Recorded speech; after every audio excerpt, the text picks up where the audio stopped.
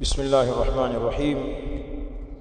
الحمد لله رب العالمين، وبه نستعين على أمور الدنيا والدين، والصلاة والسلام على أشرف الأنبياء والمرسلين نبينا وحبيبنا محمد وعلى آله وأصحابه الكرام أجمعين.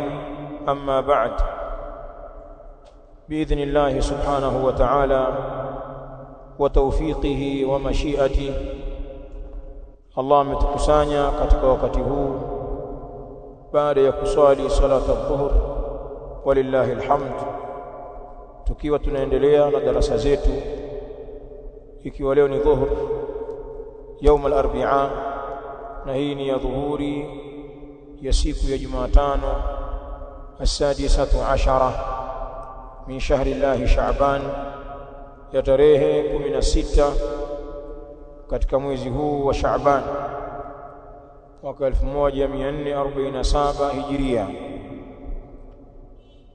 Darasa iliyokuwa mbele yetu ni darasa ya kitabu Ithafu Ahli al-Iman bidurusi shahri Ramadan. Kitabu hiki kimeandikwa na kuandaliwa na fadilatu Sheikh al-Allama al-Mufti Salih ibn Fawzan ibn Abdullah al-Fawzan hafidhahu Allah ta'ala. Katika darasa yetu ya jana ilikuwa tumeanza kuisoma ad-darsu as-sabi'u fi bayani man yajibu alayhi sawm Ramadan, darasa ya 7 katika kubainisha yule ambaye inawajibika juu yake funga ya Ramadhani. Na katika darasa hii tuliona kwamba saumu ya Ramadhani inawajibika juu ya kila Muislamu aliyekuwa baligh na aliyekuwa na akili. Fasaumu yajibu ala المسلم البالغ العاقل, na saumu hii ya Ramadhani inawajibika juu ya kila Muislamu aliyebalehe na mwenye akili timamu. Ikiwa huyu Muislamu aliyebalehe na mwenye akili timamu ni mzima wa afya na ni mwenyeji katika mji, sio msafiri, funga inawajibika juu yake kwa kutekeleza ndani ya wakati, afunge ndani ya Ramadhani. Walakini ikiwa huyu Muislamu aliyebaligh mwenye akili akiwa ni mgonjwa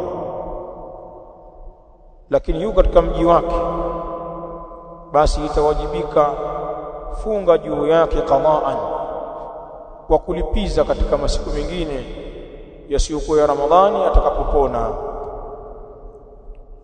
Na kama akiwa ni mzima wa afya naye ni Muislamu aliyebaligh mwenye akili lakini ni msafiri, yuko nje ya mji wake, huyu tumeona kwamba amekhiarishwa, kapewa khiari ya kufunga akiwa safarini, lakini pia kapewa khiari ya kufungua na kuja kulipa. Kwa hivyo msafiri kufungua ni ruhusa, na ndio iliyokuwa bora, hasa ikiwa saumu inamtaabisha katika safari zake. Atafungua na akirejea atakuja kulipa. Wa ila akiona anaweza kufunga akiwa huko safarini na hatopata tabu, fasaumu kwa mtu kama huyu ni jaiz. Huu ni ufupisho wa kile ambacho tulikisoma katika darasa yetu ya jana.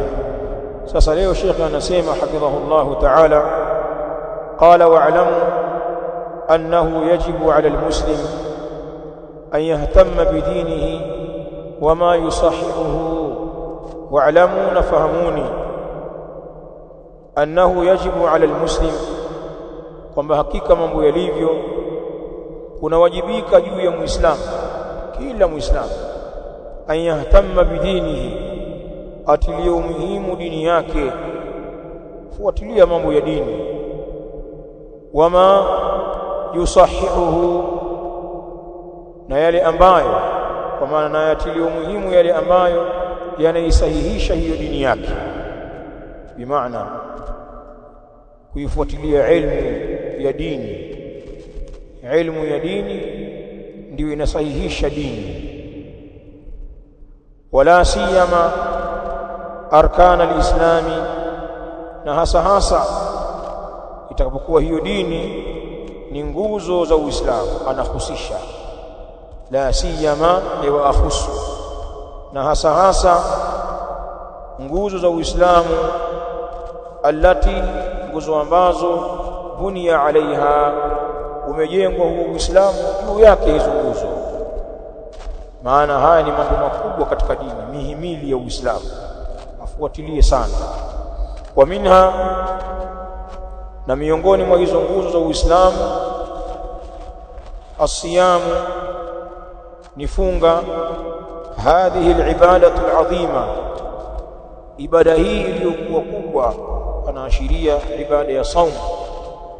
Tatakarraru fi hayati almuslimi maratan wahidatan kulla amin, inajikariri ibada hii katika maisha ya Muislamu maratan wahida, mara moja tu, kulla amin, kila mwaka. Ibada ya saum inapatikana mara moja tu kwa mwaka. Kisha anaeleza kutupa faida hapa, akizungumzia hizi arkanul islam kwa kusema laanna hadhihi al-arkan al-khamsata lilislam, kwa sababu hakika hizi nguzo tano za Uislamu, minha, miongoni mwa nguzo hizo tano, ma yalzamu al-abda fi kulli lahdhatin min hayatihi la yatakhalla anhu abada, kwa sababu hakika hizi nguzo tano za Uislamu, minha, miongoni mwa hizo nguzo tano, ma, kuna zile ambazo yalzamu al-abda, katika hizo nguzo tano za Uislamu kuna kile ambacho yalzamu al-abda, kinamlazimu mja, fi kulli lahdhatin min hayatihi, katika kila sekunde katika uhai wake, la yatakhalla anhu, na wala hakitengani na yeye abadan kabisa. Katika nguzo tano hizi za Uislamu kipo kile ambacho kinamlazimu mja wakati wote, kila sekunde yake katika maisha, na hakitengani na yeye kabisa. Ni kipi hicho? Katika arkanul khamsa, wa huwa shahadatani, nacho hicho ni shahada mbili. Shahadatu an la ilaha illa Allah wa anna Muhammadan rasulullah, ni shahada mbili bwana. Shahada ya Allah kwamba hapana mwabudiwa wa haki illa Allah, wa anna Muhammadan rasulullah, na kwamba hakika Muhammad ni mtume wa Allah. Hii ni nguzo ya kwanza ya Kiislamu. Nguzo hii inamuandama mja, huwezi ukaiwacha, uko nayo wakati wote.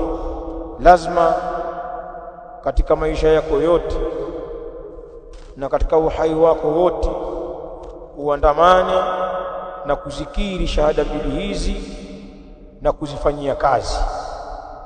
Hakuna wakati unaweza ukaziwacha ikawa hausifiki nazo, la, bali watakiwa usifike na hizi shahada mbili katika maisha yako na uhai wako wote. Huu ni mtindo wa kwanza katika hizi nguzo tano za Uislamu. Wa minha, na miongoni mwa hizo nguzo za Uislamu, ma yatakarraru fi hayati almuslimi kulla yawmin wa laylatin 5 marratin, wa huwa salawatul khams. Na miongoni mwa hizo nguzo tano kuna kile ambacho yatakarraru fi hayati almuslimi, kinajikariri katika uhai wa Muislamu, kulla yawmin, kila mchana wake, wa laila, na usiku. 5 marratin, kinajikariri hicho mara 5. wa huwa as-salawatul khams, nacho hicho ni swala tano. Swala tano ni nguzo hii katika nguzo za Uislamu, na hizi swala tano zinajikariri kwa Waislamu kila siku, mchana na usiku. Wa minha, na miongoni mwa hizo nguzo za Uislamu, ma yatakarraru ala almuslimi, kuna kile ambacho kinajikariri juu ya Muislamu kila sanati, kila mwaka. Wa huwa zakatu wasiyam, nacho hicho ni zaka na funga. Nguzo hizi mbili ni nguzo za mwaka. Kila mwaka kuna kutoa zaka kwa wale ambao ni ahli wa kutoa zaka, kwa kuwa mali zao zimefikia nisabu na zikapitikiwa na mwaka. Wa hakadha asiyam, funga kama funga ya Ramadhani. Wa minha, na miongoni mwa hizo nguzo za Uislamu, ma yalzamu almuslima, kuna kile ambacho kinamlazimu Muislamu maratan wahidatan, mara moja tu, fi umurihi, katika umri wake. Wa huwa alhajj, nacho hicho ni haji.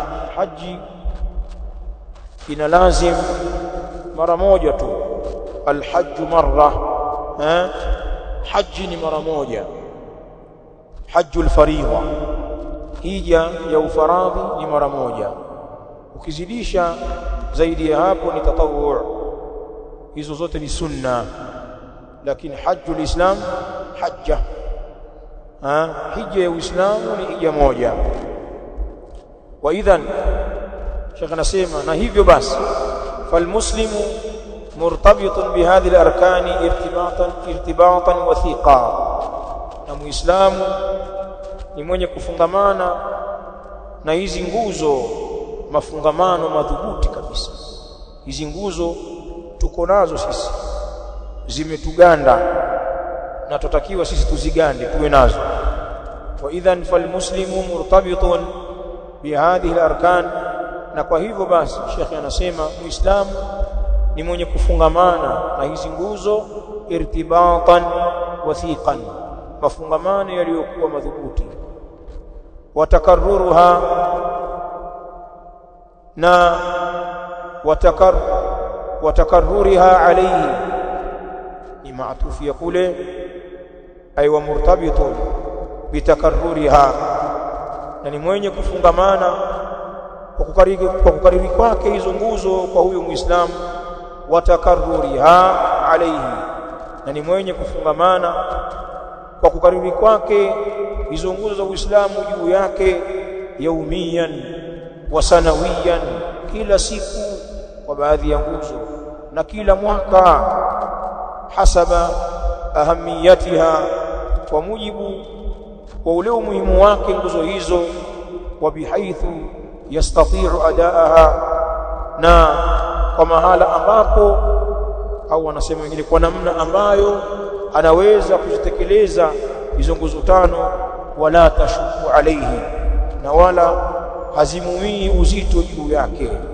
Basi Muislamu ajue kwamba amefungamana na nguzo hizi mafungamano madhubuti, bali amefungamana nazo hizi nguzo kwenye kukariri kwake, zingine kila siku, zingine kila mwaka.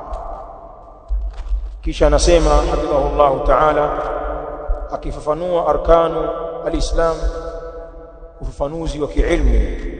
Thumma hadhihi al-arkanu al-azimatu, kisha hizi nguzo zilizokuwa kubwa. Minha, miongoni mwake hizo nguzo, ma huwa badaniyun mahd, kuna ile ambayo nayo hiyo nguzo ni ya kiwiliwili moja kwa moja, utekelezaji wake ni wa kiwiliwili moja kwa moja, mwili lazima ufanye. Kashahadataini, kama vile shahada mbili. Wasalati, na kama vile kuswali. Wasiyam, na kama kufunga.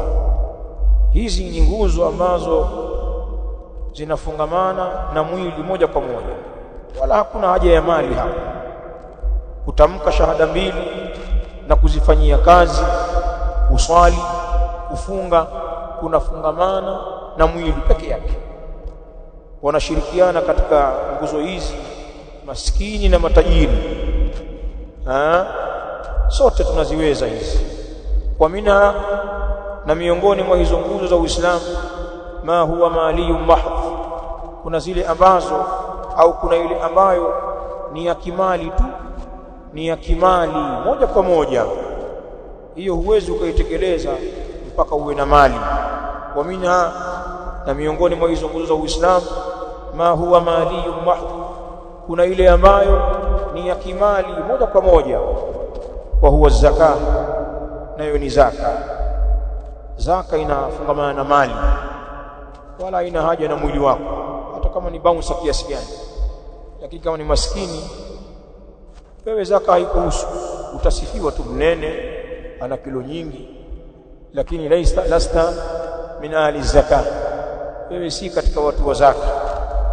Wa minha, na miongoni mwa hizo arkan za Uislamu, ma huwa badaniyun wa maliyun kalhajj, kuna ile ambayo nguzo hiyo ni ya kimwili na kimali, kama vile haji. Haji ni ibada inayotaallaq na mwili, lazima utaharak kwa ajili ya kuna kuifanya ibada hii kwa mwili wako, lakini pia inahitaji ya mali. Inawezekana una nguvu za kwenda haji, una siha katika mwili wako, lakini ukawa huna mali, huwezi, kwa sababu imefungamanishwa na uwezo. Na wakati mwingine ukawa una mali za kutosha, lakini ukawa ni mgonjwa au una vizuizi katika mwili wako vya kuweza kwenda, wako watu hao hutoweza, kwa sababu inakuhitajia kufanya. Ndio wale wengine wanafanyiwa kwa niaba, kwa sababu wameshindwa kufanya haji kwa hali zao. Wengine wako hai wala si wamekufa. Kwa hivyo miongoni mwa hizo nguzo za Uislamu iko ambayo nayo nguzo hiyo ni ya kiwiliwili na mali, kama vile haji. Sheikh anasema wala budda fi jami'iha, na hakuna budi katika zote hizo nguzo, min tawaffuri niyya alkhalisati lillahi, hakuna budi katika zote hizo miongoni mwa nguzo za Uislamu kutimia nia iliyotakasifu kwa Allah Ta'ala. Lazima kupatikane ikhlas katika ibada hizi, liqaulihi sallallahu alaihi wa alihi wasallam, na hilo ni kwa kauli yake Mtume sallallahu alaihi wa alihi wasallam, innamal a'malu binniyat wa innama likulli imri'in ma nawa, na hakika si vinginevyo matendo yanazingatiwa kwa nia zake, ay mu'tabara binniyat sihhatan wa fasada, wa innama likulli imri'in ma nawa, na kwa hakika si vinginevyo atalipwa kila mtu kwa lile ambalo amelinuia. Ikhlas. Wa an tu'adda ala alwajhi almashru'i almutabiqi lima jaa bihi an-nabiy sallallahu alaihi wa alihi wasallam, na zitekelezwe hizi nguzo za Uislamu juu ya wajhi uliowekwa na sheria, wenye kuendana na kile ambacho amekuja nacho Mtume sallallahu alaihi wa alihi wasallam. Naam, utekelezaji wa nguzo hizi baada ya ikhlas lazima ipatikane almutabaa, kumfuata na kumwiga Mtume sallallahu alaihi wa alihi wasallam, kama fi alhadith, kama ilivyokuja kwenye hadithi, man amila amalan laysa alayhi amruna fahuwa raddun, yoyote atakayefanya amali yoyote hakuna juu yake amali hiyo amri yetu, fahuwa raddun ay mardudun, basi amali hiyo ni yenye kurejeshwa, haitokubalika bwana. Kwa hivyo lazima tuzingatie ikhlas na mutaba'atu rasuli sallallahu alaihi wa alihi wasallam, ili ibada zetu na amali zetu ziweze kusihi na kukubaliwa. Sheikh anamalizia katika mlango huu akisema, fawajibun ala almuslimi an yahtamma bi arkani alislam, na ni wajibu juu ya muislamu azitilie umuhimu nguzo za Uislamu. Muislamu fuatilia, zitilie maanani nguzo za Uislamu. Haya ndiyo mambo makubwa ya dini. Ukiona mtu anazembea katika mambo haya ya arkan, hebu niambie billahi alaik, jambo gani katika dini atalipa umuhimu? Ikiwa ni mukassir lakini pia ni mwenye kuacha kutekeleza na kuzisimamia nguzo hizi za Uislamu, jambo gani atalifanya? Sasa Sheikh anatuambia ni wajibu juu ya Muislamu azitilie umuhimu nguzo za Uislamu. Fayati bikulli ruknin minha fi waqtihi almuhaddad, na alete kwa kila nguzo miongoni mwa hizo nguzo za Uislamu katika wakati wake uliopangwa, khalisan lillahi, hali yakuwa ni mwenye kutakasania kwa ajili ya Allah, sawaban ala sunnati rasulillahi sallam, hali ya kupatia juu ya sunna ya mtume sallallahu alaihi wa alihi wasallam.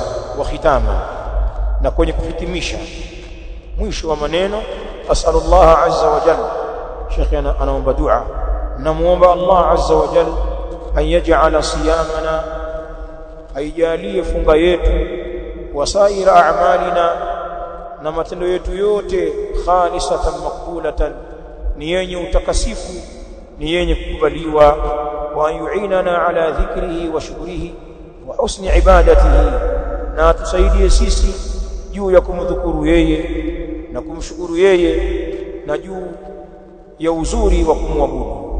Wa sallallahu wa sallam ala nabiyyina Muhammad. Qala hafidhahu Allah ta'ala, ad-darsu ath-thamin, darasa la 8.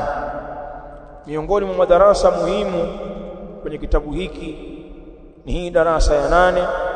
Anasema Sheikh Al-Fawzani hafidhahullah, fi bayani man yu'dharu bitarki as-siyami fi shahri ramadana wama yajibu alayhi. Ad-darsu ath-thamin, darasa ya 8 kwenye kitabu hiki, fi bayani man yu'dharu, ni katika kubainisha yule ambaye anapewa udhuru bitarki siyami fi shahri Ramadhan, kwa kuacha kufunga katika mwezi wa Ramadhani, wama yajibu alayhi, na kile ambacho kinawajibika juu yake. Fi hadha dars, Sheikh atatueleza wale wote ambao wamepewa udhuru wa kuacha kufunga katika mchana wa Ramadhani, lakini pia atatueleza kile ambacho kinawajibika juu yao watu hawa kwa kule kuwa waliacha kufunga katika mchana wa Ramadhani. Tutaona kuna ambao kwa sababu walizokuwa nazo za kuacha kufunga wamewajibishiwa kuja kulipa zile siku walizoacha kufunga katika masiku mengine yasiyokuwa ya Ramadhani. Tutawaona hao. Wako ambao kwa kuwa waliacha kufunga katika Ramadhani kwa udhur, wamewajibishiwa qadaan wa fidya, wamewajibishiwa kulipa funga na kutoa fidia ya kulisha kibaba kwa maskini, nisfu saa. Tutawaona hao. Na pana wengine kwa kuacha kufunga wamewajibishiwa kila siku walioacha kuitolea fidia kwa kumlisha maskini kibaba, na wala hakuna uwajibu wa kufunga juu yao kwa hali waliokuwa nayo. Kwa hivyo atawataja kwa mfululizo na kubainisha hali zao, kila ambaye kapewa udhuru kwa kuacha kufunga katika Ramadhani na kile ambacho kinawajibika juu yake. Qala hafidhahullah ta'ala, alhamdulillahi rabbil alamin, sifa njema ni stahiki Allah, mola mlezi wa walimwengu. Sharaa fayassara, ameweka sheria na akawepesisha. Wama ja'ala alaykum fi ddini min haraj, na wala hakujalia juu yenu katika dini uzito wowote. Al-Hajj, suratul Hajj. Wassalatu wassalam ala nabiyyina Muhammadin wa alihi, na sala na salam zishuke juu ya mtume wetu Muhammad wa alihi, na juu ya watu wa nyumbani kwake, wa sahbihi khairil qurun, na masahaba zake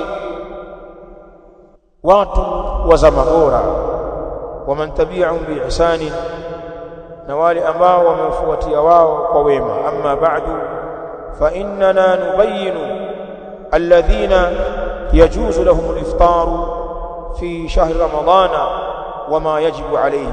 Sheikh anasema hapa fa innana nubayyinu alladhina, na hakika sisi tunawabainisha wale ambao yajuzu lahum al-iftaru, kuna juzu kwa wao kufungua fi shahri ramadan, katika mwezi wa Ramadhani. Sheikh anasema tunawabainisha watu hawa wama yajibu alayhim, na kile ambacho kinawajibika juu yao pia tutakibainisha hapa. Qala Allah ta'ala ya ayyuhalladhina amanu kutiba alaykumus siyamu kama kutiba ala alladhina min qablikum la'allakum tattaqun ayyaman ma'dudat faman kana minkum maridan aw ala safarin fa'iddatun min ayyamin ukhra. wa qala ta'ala faman shahida minkum ash-shahra falyasum ومن كان مريضا أو على سفر فعدة من أيام أخر. aya hizi tarjama yake imejikariri kwenu. Qala hafidhahu Allah ta'ala fi hataini al-ayatayn al-karimatayn, katika hizi aya mbili takatifu, wujubu siyam, kuna uwajibu wa kufunga. Ukisoma hizi ayat utaona ndani yake kuna uwajibu wa kufunga ala kulli muslimin aqilin, juu ya kila muislamu mwenye akili, khalin min almawani', aliyetengana na vizuizi, bimaana aliyekosa vizuizi vya kumzuia kufunga. Khalin min almawani', aliyekosa vizuizi vya kumzuia kufunga, ni wajibu wake kufunga.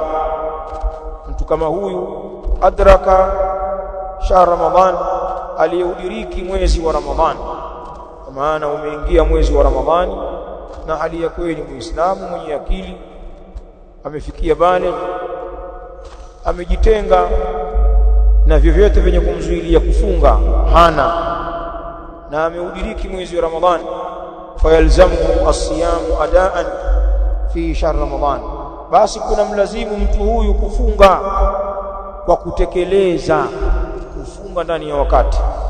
Fi shahr Ramadhan, akatekeleza saumu katika mwezi wa Ramadhan, au qadaan, au inamlazimu yeye kufunga kwa kulipa, idha lam yatamakkan min as-siyami adaan, ikiwa hakumakinika kutokana na kufunga kwa kutekeleza, li'udhrin min al-a'dhari shar'iyya, kwa sababu ya udhuru katika nyudhuru mbalimbali za kisheria. Kwa hiyo kutokea hapo sasa ataanza kutaja wa ashabu hadhihi al-a'dhari alladhina yurkhasu lahum fil iftari hum, ataanza kuwataja na watu wa hizi nyudhuru ambao kumeruhusiwa kwa wao katika kufungua, hao wafuatao. Na hapo sasa ni kuanzia darasa ya kesho. Ila huna هذا والله تعالى أعلى وأعلم، وصلى الله وسلم على نبينا محمد وعلى آله وأصحابه الكرام أجمعين، وجزاكم الله خيرا.